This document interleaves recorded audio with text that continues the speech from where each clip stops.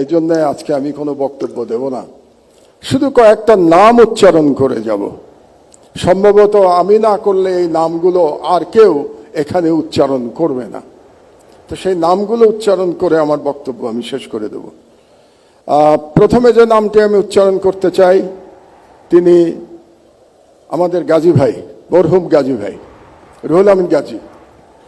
তাকে ভুয়া মামলায়, ক্যান্সার আক্রান্ত গাজী ভাইকে ভুয়া মামলায় জেলখানায় রেখে বিনা চিকিৎসায় মৃত্যুর দিকে ঠেলে দেওয়া হয়েছে আমাদের ম্যাডামের মতো। ম্যাডামকে যেমন বিনা চিকিৎসায় ভুয়া মামলায় মৃত্যুর দিকে ঠেলে দেওয়া হয়েছিল।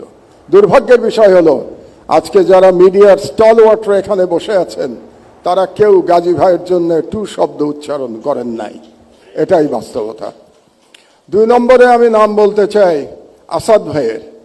আসাদ ভাইকে আমাদের মধ্যে প্রবীণতম সম্পাদক, তাকে ছাত্রলীগের গুন্ডারা অফিসে ঢুকে দাড়ি ধরে নামিয়ে পুলিশের কাছে তুলে দিয়েছে এবং বছরের পর বছর তিনি জেলে থেকেছেন। তিনিও অসুস্থ, তার স্ত্রী মারা গেছেন, তিনি তার স্ত্রীর পাশে যে থাকতে পারেন নাই, কারণ জেল থেকে বেরোনোর পরেও তাকে পালিয়ে পালিয়ে থাকতে হয়েছিল।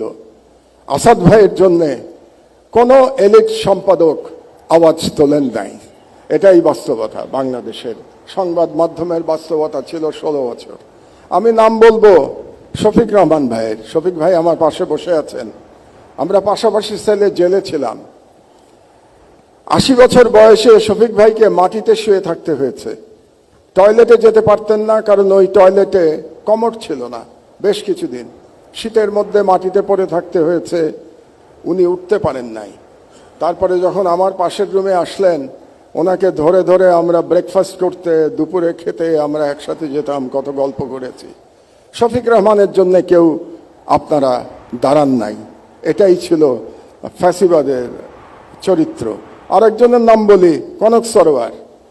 তার অপরাধ ছিল তিনি আজকের প্রধান ব্যক্তি তারেক রহমান সাহেবের একটা বক্তৃতা তিনি লাইভ চালিয়েছিলেন। এই অপরাধে তাকে 1 বছর প্রায় জেলে থাকতে হয়েছে।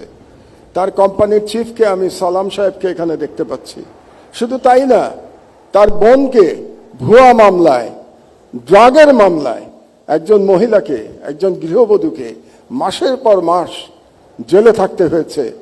সংবাদ মাধ্যমের বিবেক জাগ্রত হয় নাই, এটাই বাংলাদেশের সংবাদ মাধ্যমের ইতিহাস। তো এই নামগুলো আমি বললাম এই জন্যে, আমি শিওর আমি না বললে আজকে বুকে হাত দিয়ে প্রত্যেকে বলতে পারবেন কেউ আপনারা এদের নাম বলতেন না আজকে, এই জন্যে আমি এই নামগুলো বললাম। আর আমি জনাব তারেক রহমানকে একটা ছোট্ট পরামর্শ দিয়েই বক্তব্য শেষ করব, 1 মিনিট। শেখ মুজিবুর রহমান মুক্তিযুদ্ধের সাথে জড়িত ছিলেন না, তিনি জানতেন না মুক্তিযুদ্ধ কিভাবে হয়েছে, এবং তিনি ফিরে এসেও জানার চেষ্টা করেন নাই মুক্তিযুদ্ধ কিভাবে হয়েছে। তাকে আওয়ামী লীগের লোকজন যা বলেছে এবং ভারতীয় পক্ষ যা বলেছে সেটাকেই তিনি ধরে নিয়েছিলেন, এটাই মুক্তিযুদ্ধের ইতিহাস ছিল। এই জন্যই তিনি ব্যর্থ হয়েছিলেন। জনাব তারেক রহমান, আপনি 17 বছর দেশে ছিলেন না, আপনি জানেন না এখানে কি হয়েছে।